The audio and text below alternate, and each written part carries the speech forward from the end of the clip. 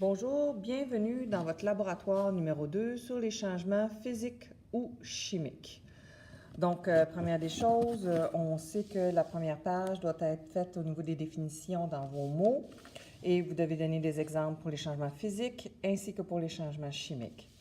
Par la suite, on vous demande justement, vous avez votre hypothèse pour ce présent laboratoire, c'est que nous pensons que la matière va subir uniquement des changements de nature chimique.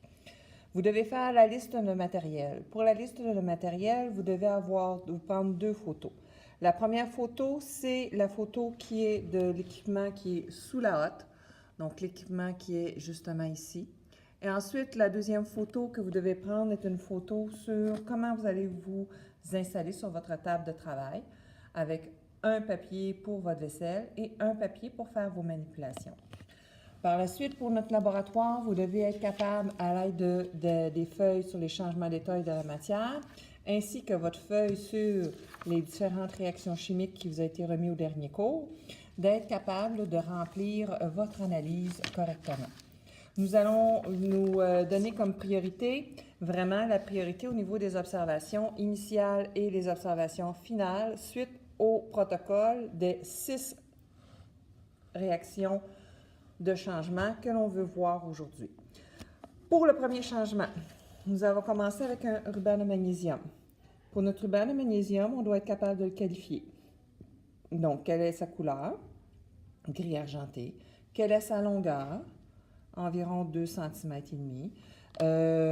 Est-ce que c'est quelque chose qui est solide, liquide ou gazeux comme tel?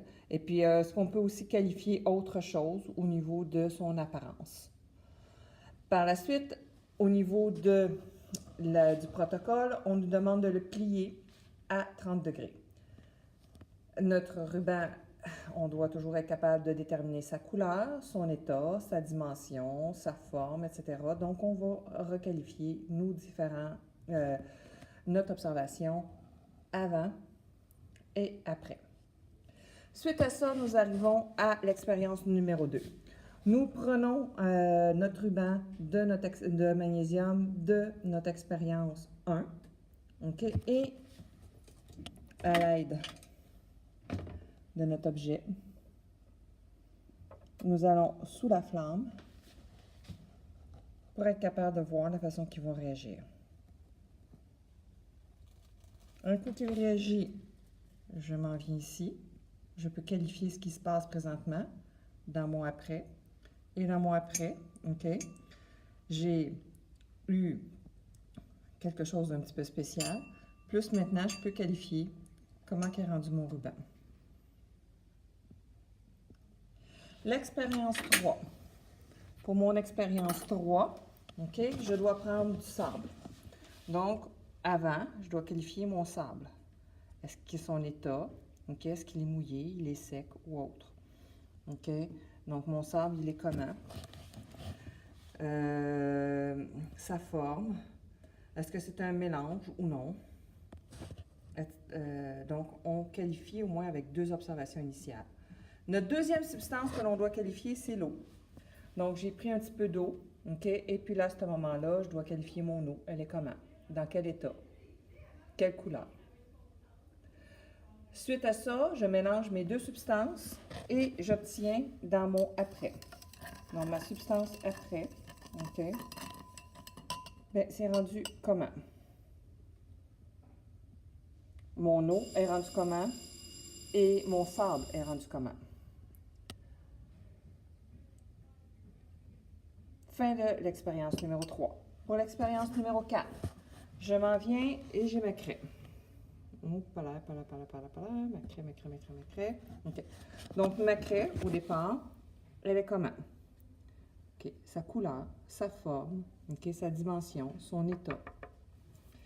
Et un coup gratté, elle est rendue comment? Fin de l'expérience numéro 4.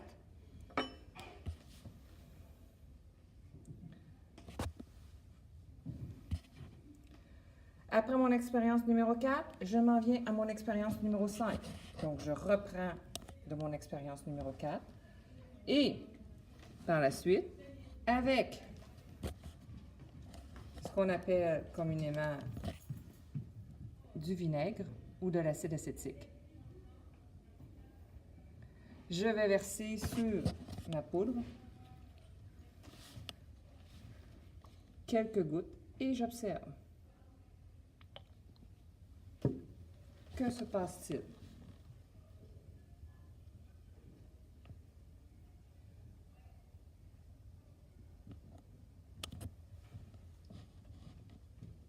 Fin de l'expérience numéro 5. On a notre expérience avant et après. Pour l'expérience numéro 6, je pars avec mon avant de mon expérience numéro 3.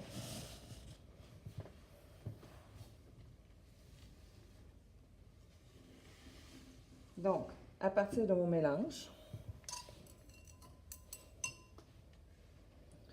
je dois ensuite décanter mon mélange pour séparer mon liquide de mon solide. Donc, si je veux séparer mon mélange de mon liquide de mon solide, je vais utiliser cette tige et tranquillement, je vais séparer mon liquide de mon solide. Et si vous remarquez, mon liquide suit ma tige et en même temps empêche mon solide de se déverser dans l'autre bécherre. Et dans mon après, je dois maintenant être capable de qualifier la couleur, l'état de ma substance, de mon eau, et la même chose pour mon sable. Est-ce que mon sable est différent ou pas de ce que j'avais à mon point de départ? Fin de l'expérience numéro 6. Vous devez ensuite compléter dans votre rapport de laboratoire votre analyse. Au niveau de l'analyse, vous devez à ce moment-là être capable, pour chacune des expériences, m'indiquer si c'est un changement physique ou chimique, le justifier à l'aide de vos 2 feuilles, OK? Et ensuite, si c'est physique, m'indiquer est-ce que c'est un changement de forme, un changement d'état ou un mélange. Et si c'est un changement de forme, le type de changement de forme. Si c'est un changement physique, changement d'état, le type de changement d'état. Et si c'est un mélange, vous devez me dire à ce moment-là si je fais affaire avec un mélange qui est homogène ou un mélange qui est hétérogène. Si j'arrive avec un changement qui est chimique, je vais indiquer dans mes observations des indices de changement chimique. Suite à ça, je vais regarder avec mes indices de changement chimique si je ne peux pas relier à une de mes 5 réactions chimiques naturelles. Pour ce qui est de mon étape 6, qui est ma conclusion, dans ma conclusion, je dois être capable à ce moment-là de me dire combien j'ai eu dans mes 6 expériences de changement physique ou combien j'ai eu de changement chimique. Pour ce qui est de mon hypothèse, okay, mon hypothèse qui est directement ici en haut de ma page 3, est-ce qu'il est valide ou non? Et ensuite, je dois expliquer pourquoi je dis que c'est valide ou non. En bonus ou en boni, okay, vous avez des dessins ou des images au niveau de mes pictogrammes. Les pictogrammes de sécurité, vous les trouvez dans votre guide de laboratoire et vous en avez aussi d'affichés dans la classe. Donc, vous prenez des pictogrammes de sécurité et des pictogrammes de signe doute. Bon laboratoire.